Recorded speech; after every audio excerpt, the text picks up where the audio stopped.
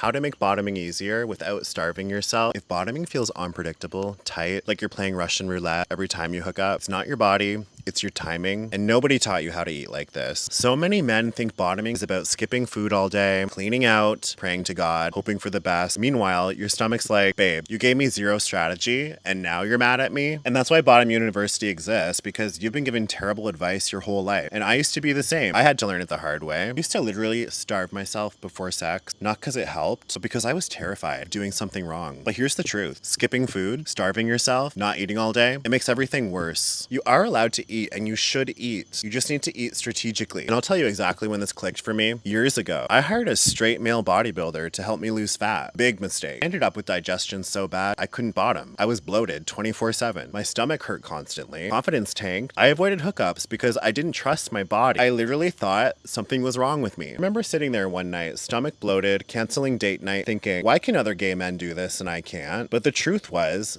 they can't either. They're just not talking about it. Straight guy fitness does not work for gay men, especially bottoms. Their meal plans wreck digestion, their timings make no sense, they don't even think about sex when they program meals. And when I finally stopped forcing myself into plans designed for straight men, and I learned how to eat in a way that works for my body and my digestion, everything changed. My stomach flattened, my bloat went away, bottoming became easy, my confidence came back, and I finally felt like myself. So let's clear this up. Bottoming is not hard. What makes it hard is what you eat before. So here's what actually happens. When your stomach's in active digestion, it causes pressure. So if your stomach is still working, everything below it feels tight and sensitive. High fiber expands in the gut. So veggies, beans, whole grains, they're amazing for daily gut health, but they're terrible for the day of bottoming. Fats sit heavy, and heavy means pressure. Sugar creates movement. It spikes your digestion for a lot of people, especially if you're sensitive. And carbonation, those bubbles, they don't disappear. They expand inside you. And most gay men have no idea how to control any of this. This is the formula I live by and the formula I teach, called the 3-6 hour rule. So your last meal should be 3 to 6 hours before. The closer you eat to bottoming, the riskier it gets. So this gives your stomach time enough to clear the majority of what you ate. Not all, but just enough so everything feels calm. If it's 3 hours before, eat something small, low fat, low fiber, protein plus a white carbohydrate. Keep it light. If it's 6 hours before, you can have a full meal, balanced portions, don't stuff yourself. I would still go easy on the fiber. Moderate fat is fine. Avoid your trigger food. Veggies are okay, but don't eat a mountain of them.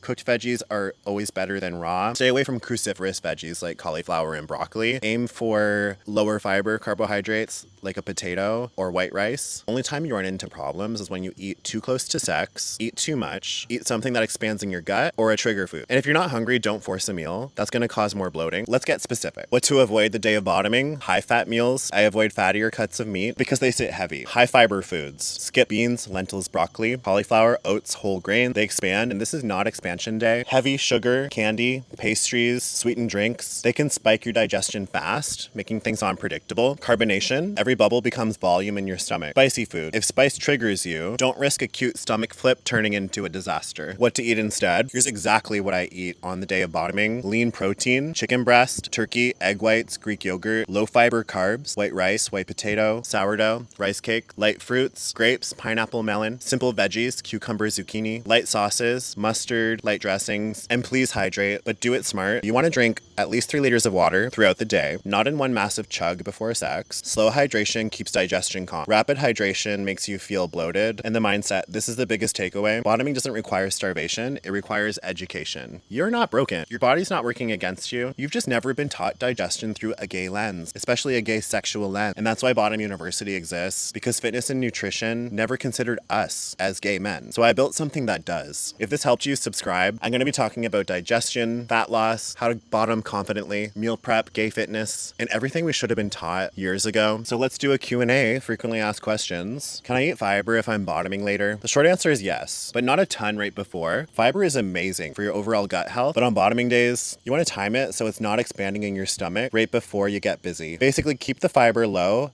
if it's more than 6 hours. Or if it's within the 6 hour window, keep the fiber low. What if I'm really hungry before bottoming? Great question. If you're truly hungry, have a small meal. Keep it light, easy to digest snack. Maybe a little Greek yogurt, a rice cake, something low in fat and fiber. You don't need to starve. You just need to keep it simple. And remember, you're not alone in figuring this out. Your body isn't the enemy. It just needs a little timing and strategy. If you've got more questions, drop them in the comments. And if you want a full meal plan, I'm happy to help. Does this advice change if I'm bottoming in the mornings versus the evenings? Great question. So if you're planning on a morning session, your last meal is basically your dinner the night before. Just follow the same rules the evening prior. Lower fiber, lower fat at dinner, and you'll be good to go in the morning. Hydrate evenly and you're set. What if I have a sensitive stomach and everything makes my stomach upset? That's super common. And my advice, start tracking which foods trigger you specifically. Everyone's different. If you know certain foods always cause issues, cut those out a little earlier. The goal is to learn your own triggers and digestive patterns over time. How can I make sure I stay hydrated without feeling bloated? Spread your water throughout the day. If you chug a little right before you meet up, you'll feel like you got a water balloon inside you. Instead, sip consistently throughout the day and your body stays hydrated and calm. But if I have a sensitive stomach, structure is your best friend. Consistency changes everything. The more predictable you are, calmer your gut becomes. Should I skip coffee? If coffee lights up your gut like a Christmas tree, yes. If not, you're fine. Are enzymes helpful? They're supportive and not corrective. They assist digestion. They don't override biology. It's okay, whatever. Can I drink? I guess. You can have one, but you don't want carbonation. And honestly, I would just avoid alcohol altogether. If you want to bottom, you're playing Russian roulette with your gut. Can I eat normally after? Yeah, absolutely. Resume normal eating. And here's the big picture. This is why the bottom evolution exists. Gay men weren't given this information. We were handed straight rules, straight fitness culture, straight digestion tips, and expected to make them work. Bottom University exists to correct all of that. Once you understand how your body actually works, bottoming becomes predictable. And when it's predictable, the fear goes away.